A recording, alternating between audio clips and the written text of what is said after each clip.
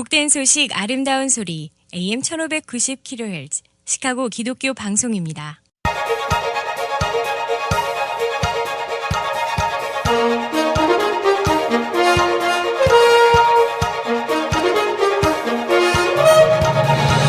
김정일 해설위원의 시사 해설. 세상을 넓게 봅니다. 삶의 지평이 넓어집니다.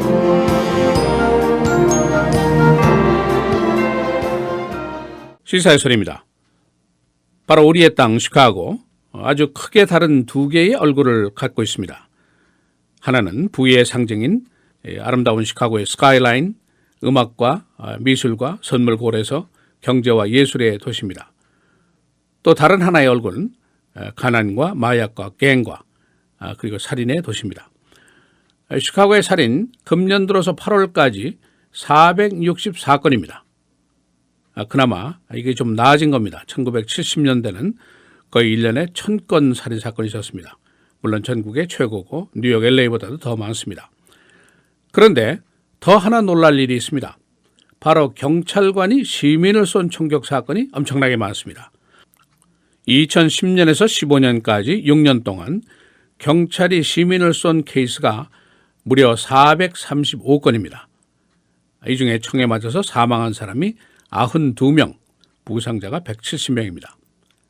그러니까 평균 닷새에 한 건씩 경찰이 시민을 총을 쏘았다. 그런 통계가 나왔습니다. 물론 이 총격 사건은 빈곤 범죄 다발 지역에서 주로 발생을 했습니다마는 바로 우리가 이런 사회적인 환경 속에서 지금 삶을 영위하고 있습니다. 그래서 오늘은 시카고의 살인사건, 또 시카고 경찰의 시민 총격 사건 통계 분석을 소개해 드리겠습니다. 시카고의 살인사건 금년 1월부터 8월 현재까지 464건, 작년에는 490건이었으니까 아마 작년 기록을 깰 것으로 예상이 됩니다. 그러나 사실 이것은 크게 개선이 된 숫자입니다. 1994년도에는 살인이 970건, 1992년도에는 살인 943건이었습니다. 인구가 우리보다 훨씬 많은 뉴욕, LA보다도 더 많은 건수입니다. 사실 이걸 따지고 보면 전쟁터의 전사자 숫자보다도 더 많습니다. 아프가니스탄 전쟁이 2001년부터 2014년까지 계속됐는데 전사자 총계가 2,807명입니다. 그러니까 1년 평균 한 사망자가 200명 정도 되니까 시카고의 살인사건 464건의 절반도 미치지 않습니다.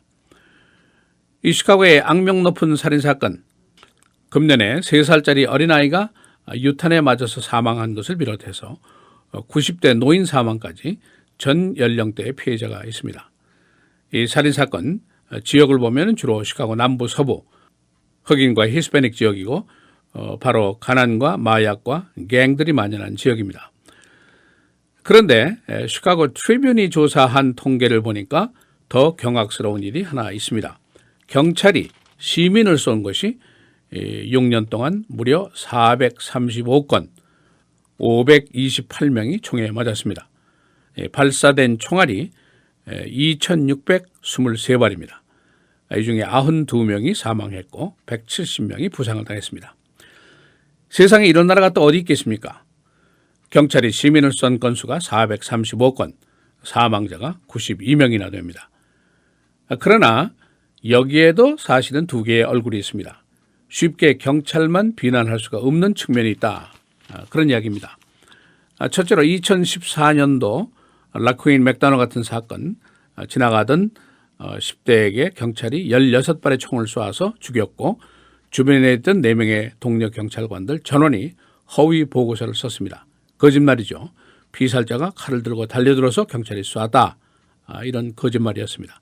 이 경찰이 1급 살인죄로 지금 체포가 됐습니다. 이것이 하나의 측면이고 또 다른 얼굴이 있습니다.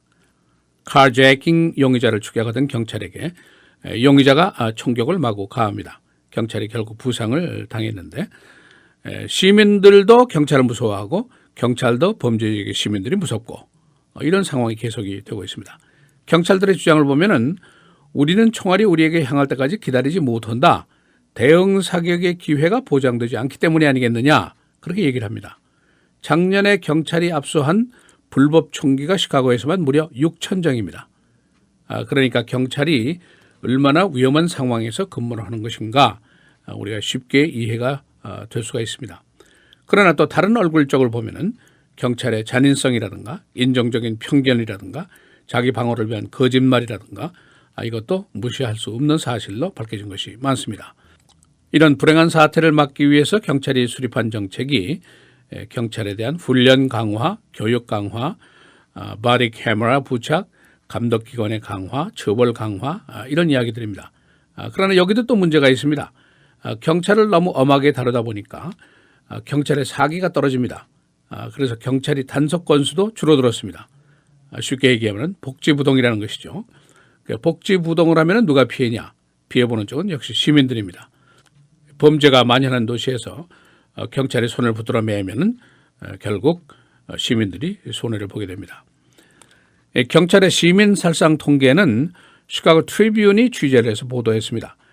시카고 트리뷴이 경찰에게 이 자료를 공개해달라 하고 요청을 했는데 이것은 Freedom of Information Act 이 법률에 의한 것입니다. 그러나 경찰이 계속해서 이것을 거부하고 비협조적으로 나오니까 트리뷴이 결국 그런 법정에서 만납시다 라고 최후 통첩을 해서 겨우 얻어낸 자료가 이번 자료입니다.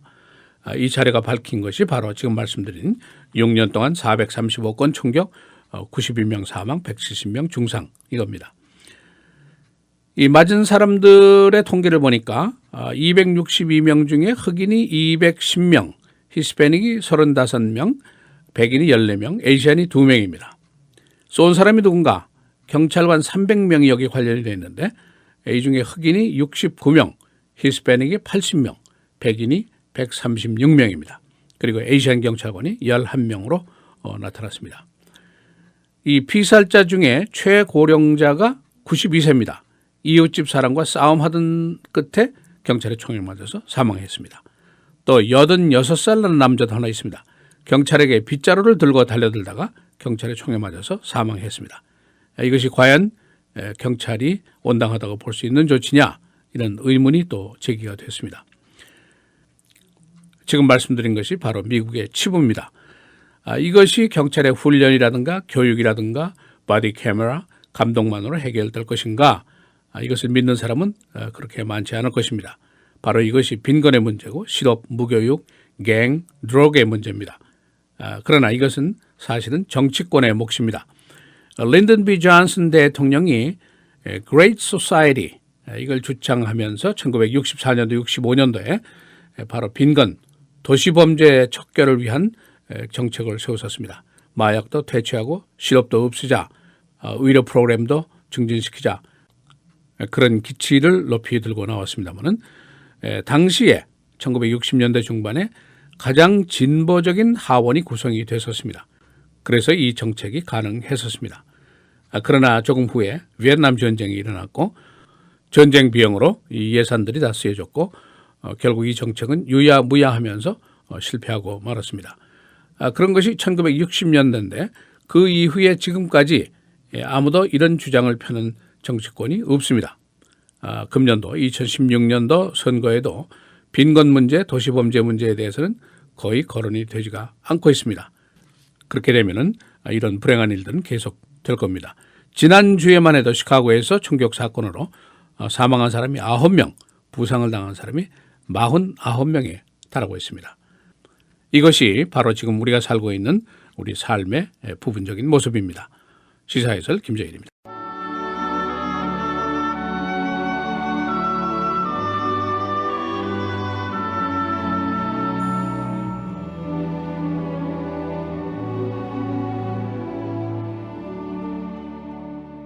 예수는 우리가 범죄한 것 때문에 내줌이 되고 또한 우리를 의롭다 하시기 위하여 살아나셨느니라.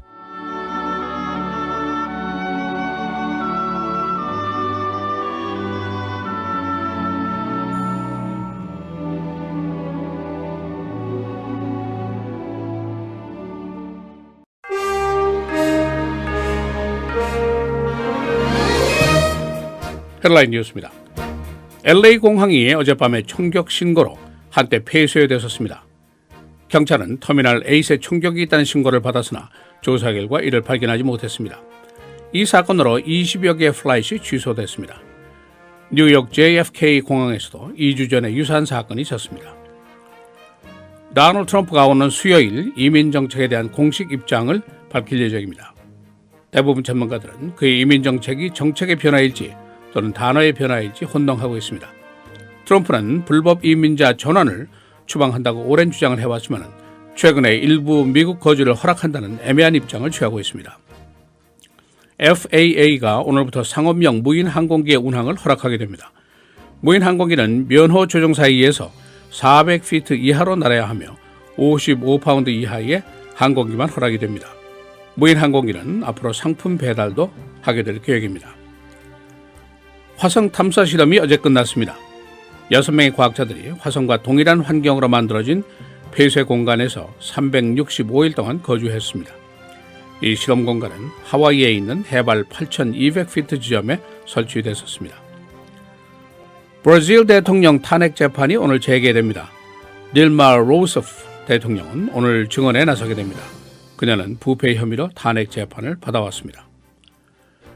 시리아 난민의 미국 이주 오늘 목표 10,000명 수용에 도달하게 됩니다. 난민 수용은 대선에서 논란의 이슈가 되고 있습니다. 2011년 시리아 내전 이후 500만 명의 난민이 발생했는데 국제사회가 이들을 분담 수용하고 있습니다. 시카고의 Red Light Camera 뇌물 재판이 오늘 속개됩니다. 법원은 오늘 200만 달러의 뇌물을 받은 존 빌스에게 형량을 선고하게 됩니다. 그는 징역 10년에서 30년까지 처해질 것으로 예상되고 있습니다. 강도 신고를 위해서 경찰에 갔던 유명한 흑인 래퍼가 경찰로부터 부당한 대우를 받았습니다. 레이미 페스트, 그래미 수상자인 그는 강도를 당한 후에 경찰에 신고했지만 경찰이 그를 용의자 취급을 했다고 항의했습니다. 시카고 경찰은 이 사건에 대해서 사과했습니다. 네, 어린아이 어머니가 또 갱들의 총격전 유탄에 맞아서 피살됐습니다. 니키아 알드리지, 유명한 NBA 선수 드웨인 웨이드의 조카입니다. 경찰은 2명의 용의자를 체포했습니다. 날씨입니다. 오늘 맑고 흐리고 최고 85도, 내일 모레 계속해서 맑고 흐리고 비, 화요일의 최고는 83도, 수요일은 75도입니다. 목요일 맑고 흐리고 71도, 금요일 맑고 74도입니다.